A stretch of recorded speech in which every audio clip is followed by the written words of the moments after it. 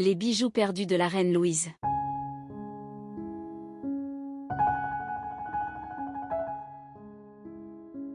Le 19 octobre 2025, en 7 minutes à peine, l'amour de l'empereur se dissout comme une écume sous le souffle infini du destin.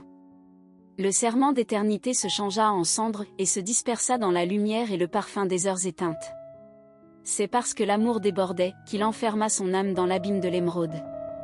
Les pierres vertes, jadis éclats de leur jardin secret, étaient les veines d'un cosmos intérieur illuminé par un firmament intérieur, une nuit resplendissante, où chaque étoile semblait veiller sur leur passion. L'empereur, tel Zeus guidant ses chevaux solaires, traversait le firmament avec majesté, chaque foulée enflammant les constellations. Et chaque souffle illuminant l'univers de leur amour, révélant que même dans la chute des empires, la passion et le désir pouvaient transcender le temps et l'espace. Elle n'avait que 18 ans, jeune fille d'Autriche offerte sur l'autel d'une alliance, devenue la seconde épouse d'un conquérant. Son regard, clair et froid comme un cristal d'hiver, glissait sur le trône avec la pudeur d'un adieu. Mais l'empereur, dans la majesté de son univers, s'approcha et parla, comme pour fondre le cœur de la reine des neiges, et lui écrivit d'une main tremblante. « Ma douce et bonne Louise, tu es ma bénédiction, mon avenir et ma paix. » Ce n'était plus le ton d'un maître du monde, mais celui d'un époux émerveillé, remerciant la vie d'un héritier et d'un miracle. Le collier d'émeraude qu'il posa sur sa peau n'était point un ornement, mais le cœur même d'un univers, palpitant comme un noyau de galaxie, révélant l'infini potentiel de l'amour. Un amour où chaque pensée, chaque souvenir, était une onde vibrante dans le tissu du réel et de l'inconnu. Mais la saison de l'Empire se brisa soudain. La neige de Russie engloutit la capitale d'or, et l'autel de gloire s'éteignit dans un souffle de givre. Avant ce désastre, Uranie, jalouse de la nuit resplendissante de leurs âmes, avait supplié Melpomène de tisser le fil de la tragédie, mêlant destin et passion, transformant l'univers secret de leur jardin d'émeraude en théâtre de lumière et d'ombre. L'empereur fut relégué sur une île déserte, et Louise, rentrée dans sa patrie, choisit le repos que l'on nomme paix. Chaque nuit, il contemplait l'horizon marin, accrochant son portrait sur le mur du vent.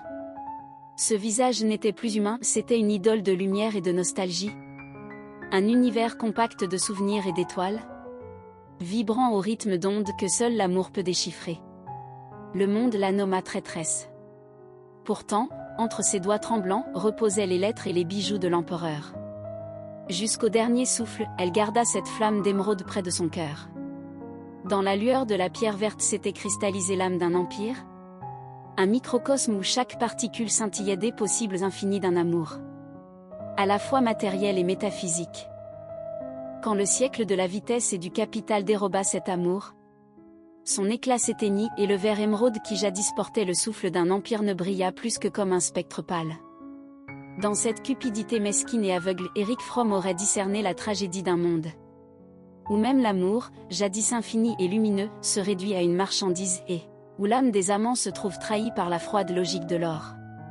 L'étoile de leur passion continue de frémir dans l'ombre, mais désormais inaccessible, condamnée à miroiter dans la mémoire seule. Les pétales se dispersent dans le vent d'automne, et nul ne sait quand reviendra le bien-aimé. Les cœurs ne se nouent point, seules les feuilles s'unissent en vain. Les saisons passent comme un souffle, le printemps s'éloigne en souriant, et les rires de jadis se sont éteints dans le vent. Seuls les bijoux de la reine Louise, le cœur vert de son amour, persistent dans une lumière sans fin. Comme le dernier soupir de l'amoureux, le frémissement d'un univers encore à explorer. Et désormais, on ne peut même plus la regarder, ni toucher ce vert émeraude qui brûle d'un feu disparu, ni entendre l'amour que l'empereur a gravé dans les cieux. Tout s'est consumé dans le souffle cruel de l'éternité. Que faire de cette douleur irrévocable ?